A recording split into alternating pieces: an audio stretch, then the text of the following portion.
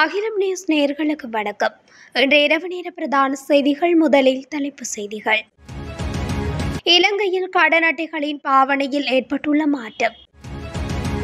திடீரென மாறும் காலநிலை, மக்களுக்கு விடுக்கப்பட்டுள்ள எச்சரிக்கை. மஹிந்தவின் வீட்டுக்கு முன்னால் திரண்ட பொதுமக்கள். தென்னிலங்கையில் துப்பாக்கிச்சூடு, ஒருவர் பலி. இலங்கையில் வீதிகளில் கைவிடப்பட்ட நிலையில் 300 சிறுவர்கள். 10,000க்கும் மேற்பட்ட வாகனங்கள் துறைமுகங்களில் தடுத்து வைப்பு. விபத்தில் சிக்கிய விமானப்படையின் அதிகாரிகள், பேருந்துடன் மோதிய டிபெண்டர். யாழில் நீர்க்குழாய் புதைத்தவருக்கு காத்திருந்த அதிர்ச்சி. தொடர்வன விரிவான செய்திகள். இந்த ஆண்டு ஜூன் மாதத்தில் இலங்கையில் புதிய செயலில் உள்ள கடன் அட்டைகளின் எண்ணிக்கை 10,934 அதிகரித்துள்ளதாக இலங்கை மத்திய வங்கி தரவுகள் தெரிவிக்கின்றன. புதிய அட்டைகள் சேர்க்கப்பட்டதன் மூலம் ஜூன் மாத இறுதியில் நாட்டில் செயலில் உள்ள கடன் அட்டைகளின் எண்ணிக்கை 2,75,744 அதிகரித்துள்ளது. மே மாத இறுதியில் இது 2,64,110 இருந்தது. இது 0.52% அதிகரிப்பாகும். இதற்கிடையில் இந்த ஆண்டின் முதல் 6 மாதங்களில் செயலில் உள்ள கடன் அட்டைகளின் எண்ணிக்கை 3.36% அதிகரித்துள்ளது என்று தரவுகள் தெரிவிக்கின்றன. நாட்டின் சில பகுதிகளில் நாளை முதல் வெப்பத்தின் அளவு மனித உடலால் உணரப்படும் அளவிற்கு எச்சரிக்கை மட்டத்தில் இருக்கக்கூடும் என்று வளிமண்டலவியல் திணைக்களம் அறிவித்துள்ளது. இதற்கமைய கிழக்கு, வடமத்திய மாகாணம் மற்றும் ஹம்பாந்தோட்டை, மொனராகலை, வவுனியா, முல்லைத்தீவு மற்றும் கிளிநொச்சி ஆகிய மாவட்டங்களிலும் வெப்பமான காலநிலை நிலவும் என தெரிவிக்கப்பட்டுள்ளது. திணைக்களத்தின் அறிவிப்பின்படி நாளை முதல் 10 மாவட்டங்களுக்கு வெப்பத்தின் அளவு குறித்து ஆம்பர் எச்சரிக்கை விடுக்கப்பட்டுள்ளது. மனித உடலில் உணரப்படும் வெப்பச்சுட்டன் குறித்த மாவட்டங்களில் சில இடங்களில் எச்சரிக்கை நிலை வரை அதிகரிக்க வாய்ப்புள்ளதாக திணைக்களம் தெரிவித்துள்ளது. எனவே அந்த பகுதிகளில் உள்ள பொதுமக்கள் இது குறித்து விழிப்புடன் இருக்குமாறு அறிவுறுத்தப்பட்டுள்ளது. இந்த நிலையில் பொதுமக்கள் போதியளவு நீர் அருந்துமாறும் இது தொடர்பில் அவதானத்துடன் செயற்படுமாறும் அறிவுறுத்தப்பட்டுள்ளனர். அத்துடன் வயோதிபர்கள், சிறுவர்கள், நோயாளர்கள் குறித்தும் மிகுந்த அவதானம் செலுத்துமாறு வளிமண்டலவியல் திணைக்களம் கோரியுள்ளது. முன்னாள் ஜனாதிபதி மஹிந்த ராஜபக்சவின் விஜயராம வீட்டுக்கு நேற்றைய தினம் பல சிங்கள அரசியல்வாதிகள் உள்ளிட்ட குழுவினர் விஜயம் மேற்கொண்டுள்ளனர். மீண்டும் ராஜபக்சர்களின் பிம்பத்தை கட்டியெழுப்ப திஸ்ஸ குடியராட்சி உள்ளிட்ட தரப்பினர் குறித்த விஜயத்தில் கலந்து கொண்டிருந்ததாக தெரிவிக்கப்படுகிறது. அனுராதபுரத்தில் இருந்து 2-3 பேருந்துகளில் முன்னாள் ஜனாதிபதியை பார்ப்பதற்காக பரிசு பொருட்கள் மற்றும் உணவு பண்டங்களுடன் பலர் வருகை தந்துள்ளனர்.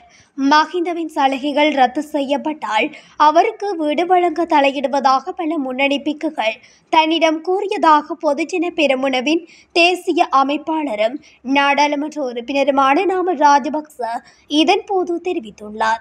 மஹிந்தவின் சலுகைகள் குறைக்கப்பட்டதற்கு எதிராக தற்போது சில பிக்குகளால் ஒரு போராட்டம் கட்டமைக்கப்படுகிறது என்றார்.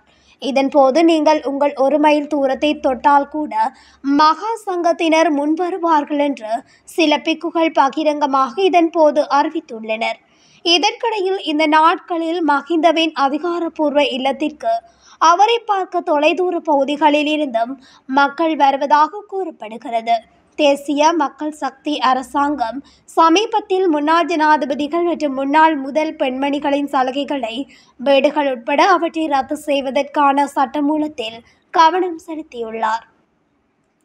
பேலியகொடை ஞானரத்ன மாவத்தை பகுதியில் இன்று காலை நடத்தப்பட்ட துப்பாக்கிச் சூட்டில் காயமடைந்த ஒருவர் பலியானார். காயமடைந்த நபர் வைத்தியசாலையில் அனுமதிக்கப்பட்டிருந்த நிலையில் சிகிச்சை பலனின்றி இன்று பிற்பகல் உயிரிழந்துள்ளார்.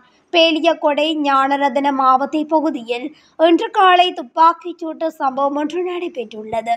அடையாளம் தெரியாத இருவரால் இந்த துப்பாக்கிச் சூடு நடத்தப்பட்டிருந்தது. பேலியகொடையில் மீன் வியாபாரத்தில் ஈடுபட்ட ஒருவர் மோட்டார் சைக்கிளில் சென்று கொண்டிருந்த போது அவரை இலக்கு வைத்து குறித்த துப்பாக்கிச் சூடு நடத்தப்பட்டிருந்தமை குறிப்பிடத்தக்கது.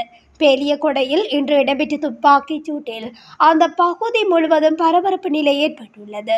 அடையாளம் தெரியாத 2 நபர்களால் குறித்த துப்பாக்கிச் சூடு இலக்கு வைக்கப்பட்டுள்ளது. ஒரு மாதத்துக்குள் வீட்டு வேலைகளுக்கு அமர்த்தப்பட்ட மற்றும் வீதிகளில் கைவிடப்பட்ட 300 சிறுவர்கள் கண்டுபிடிக்கப்பட்டுள்ளதாக மகளிர் மற்றும் சிறுவர் விவகார அமைச்சர் சரோஜா போல்ராஜ் தெரிவித்துள்ளார். அவர்களில் 26 சிறுவர்கள் கொழும்பு மாவட்டத்தில் கண்டுபிடிக்கப்பட்டதாகவும் அவர் தெரிவித்துள்ளார். சிறுவர் பாதுகாப்பு அதிகார சபைக்கு கிடைத்த தகவலின் அடிப்படையில் குறித்த சிறுவர்கள் கண்டுபிடிக்கப்பட்டதாகவும் அவர்களின் பராமரிப்பையும் பாதுகாப்பையும் உறுதி செய்யக்கூடிய பாதுகாவலர்கள் கண்டுபிடிக்கப்பட்டு அவர்களிடம் குறித்த சிறுவர்கள் ஒப்படைக்கப்படுவார்கள் என்றும் தெரிவித்துள்ளார். மேலும் குறித்த சிறுவர்களின் பாடசாலை கல்வி செயற்பாடுகளை முறையாக பராமரிக்கவும் அதற்கான வசதிகளை ஏற்படுத்தி கொடுக்கவும் அரசாங்கம் பொறுப்பேற்கும் என்றும் அமைச்சர் தெரிவித்துள்ளார். அனுமதிக்கான தாமதங்கள் மற்றும் ஆவண சிக்கல்கள் காரணமாக இலங்கை துறைமுகங்களில் 10,000க்கும் மேற்பட்ட வாகனங்கள் தடுத்து வைக்கப்பட்டுள்ளதாக தெரிவிக்கப்படுகின்றது. இத்தகவலை இலங்கை வாகன இறக்குமதியாளர்கள் சங்கத்தின் தலைவர் சம்பத் மிரிஞ்சிகே தெரிவித்துள்ளார்.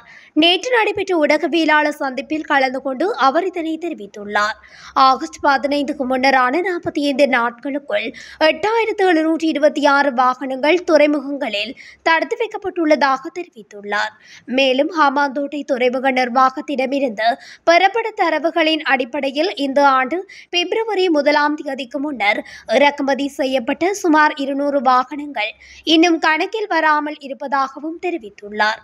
மேலும் அதிகரித்து வரும் தாமத செலவுகள் இறுதியில் பொதுமக்களுக்கு சுமையாக மாறும் என்றும் இலங்கை வாகன இறக்குமதியாளர்கள் சங்கத்தின் தலைவர் எச்சரித்துள்ளார்.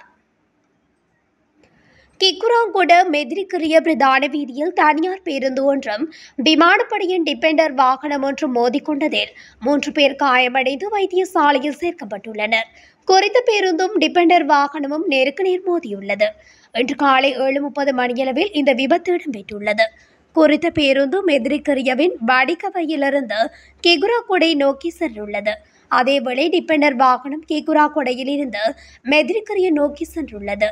விபத்தில் டிபெண்டர் பயணித்த 3 விமானப்படை அதிகாரிகள் காயமடைந்துள்ளனர். விபத்து தொடர்பான மேலதிக விசாரணைகள் மேற்கொள்ளப்பட்டு வருகின்றது. யாழ்ப்பாணம் கொடிகாமம் பகுதியில் இன்றைய தினம் செவ்வாய்க்கிழமை நீர்க்குழாய்களை மண்ணில் புதைக்கும் பணிகளுக்காக நிகழ்த்தினை அகழ்ந்து போது ஒரு தொகை துப்பாக்கி ரவைகள் மீட்கப்பட்டுள்ளன. குழாய்களை புதைப்பதற்காக நிலத்தினை அகழ்ந்த போது உரைப்பை ஒன்று காணப்பட்டதை அடுத்து கொடிகாம போலீசாருக்கு தகவல் வழங்கப்பட்டது. சம்பவ இடத்துக்கு விரைந்த போலீசார் குறித்த உரைப்பையை மீட்டு சோதனையிட்ட போது அவற்றுக்குள் வெடிக்காத நிலையில் துப்பாக்கி ரவை கோர்வைகள் காணப்பட்டுள்ளன. அதனையடுத்து அவற்றை மீட்டு கொடிகாம போலீஸ் நிலையம் எடுத்து சென்ற போலீசார் அவற்றுள் 1393 துப்பாக்கி ரவைகள் காணப்படுவதாக கூறியுள்ளனர். மேலும் அவற்றினை நீதிமன்றத்தில் பாரப்படுத்தி நீதிமன்ற உத்தரவில் அடுத்த கட்ட நடவடிக்கை எடுக்க உள்ளதாக போலீசார் தெரிவித்தனர். இத்துடன் அகிலம் நியூஸின் இன்று இரவு நேர பிரதான செய்திகள் நிறைவடைகின்றன. தொடர்ச்சியாக செய்திகளை அறிந்து கொள்ள அகிலம் நியூஸ் ஊடகத்துடன் இணைந்திருங்கள். நன்றி, வணக்கம். அகிலம், மாற்றத்திற்கான மக்கள் குரல். இந்த வீடியோ பிடிச்சிருந்தா லைக் பண்ணுங்க, கமெண்ட் பண்ணுங்க, ஷேர் பண்ணுங்க. மறக்காம கீழே இருக்க பெல் ஐகானை கிளிக் பண்ணுங்க.